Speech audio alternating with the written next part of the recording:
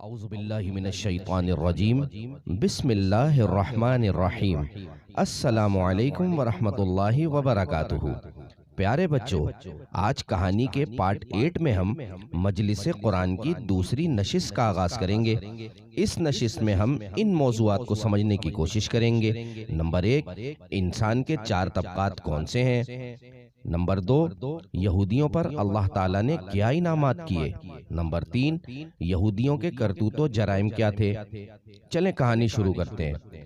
سعد نے کہا، مما جانی، اس صورت میں 4 طبقات کا ذکر ہوا۔ مما جانی نے پوچھا، وہ کون سے؟ وہ 4 طبقات یہ ہیں: نمبر 1، مومنین، نمبر 2، مشرکین، نمبر 3، یہودی، نمبر 4، منافقین۔ اچھا، تو مومنین کے بارے میں قرآن نے کیا بیان کیا؟ مومنین کی صفات اللہ تعالیٰ نے بیان کی کہ یہ غیب پر ایمان لاتے ہیں، نماز قائم کرتے ہیں، اللہ کی راہ میں خرچ کرتے ہیں، کتاب پر ایمان لاتے ہیں، آخرت پر ایمان لاتے ہیں۔ سعدیہ نے کہا، سعد بھائی، یہودیوں کے بارے میں تو بتائیے، یہ کون تھے اور ان کے بارے میں قرآن کریم نے ہمیں کیا بتایا ہے؟ سعد نے کہا، قرآن مجید میں انہیں بنی اسرائیل اور یہود دونوں ناموں سے مخاطب کیا ہے۔ یہ یعقوب علیہ السلام کی اولاد ہیں۔ سعدیہ نے کہا، کچھ ان کے بارے میں بتائیے نا۔ سعد نے بتایا، قرآن کریم ہمیں بتاتا ہے کہ اللہ تعالیٰ نے ان پر بہت سے انعامات فرمائے۔ سعدیہ نے بے تابی سے پوچھا، مثلاً؟ سعد نے بتایا کہ اللہ تعالیٰ نے بنی اسرائیل کو انعامات یاد کرنے کا بھی حکم دیا، جیسے یا بنی اسرائیل اذکروا نعمتی التی انعمت علیکم۔ ترجمہ، اے یعقوب کی اولاد، یاد کرو میرا وہ احسان جو میں نے تم پر کیا۔ اب اللہ تعالیٰ نے بنی اسرائیل کو جو عالمین پر فضیلت دی وہ بیان فرمائی۔ یا بنی اسرائیل اذکروا نعمتی التی انعمت علیکم وانی فضلتکم علی العالمین۔ ترجمہ، اے اولاد یعقوب، یاد کرو میرا وہ احسان جو میں نے تم پر کیا اور میں نے فضیلت دی تھی تمہیں سارے جہان والوں پر۔ سعدیہ نے کہا، ایک سوال۔ سعد نے کہا، ہاں پوچھو۔ سعدیہ نے پوچھا، جب سب سیدنا آدم علیہ السلام کی اولاد ہیں تو پھر انہیں فضیلت کیوں دی گئی؟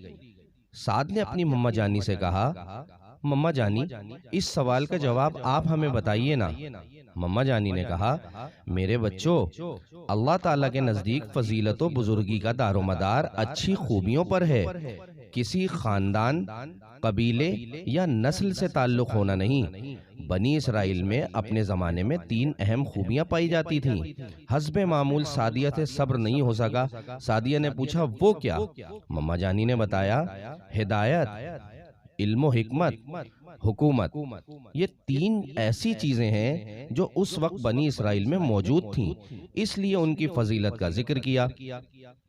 بعد میں انہوں نے ضد، تعصب اور حسد کی وجہ سے پیغام ہدایت کو ٹھکرا دیا۔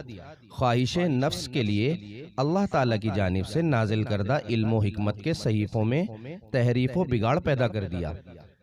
انبیاء کرام کی بے ادبی، توہین اور ان میں سے بعض انبیاء کو قتل بھی کر دیا، تو ان پر ان کے کرتوتوں کے سبب اللہ تعالیٰ نے ذلت طاری کر دی۔ انہوں نے اپنے ہاتھوں سے اپنی بزرگی و فضیلت کا جنازہ نکال دیا۔